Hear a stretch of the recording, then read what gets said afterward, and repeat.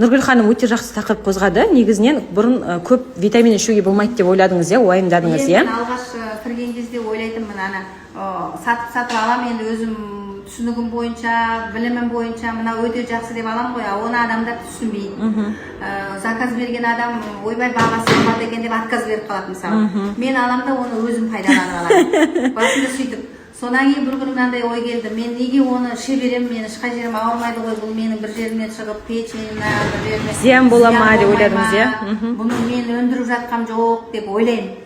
Ал сонда мен өзімнің қызым дәрігер центр ашқан Астана қаласында. Супер. Ол мені алты айда бір рет мені тексеріп тұрады. Полный анализдерімнің бәрін тапсырамын, УЗИ қатысым.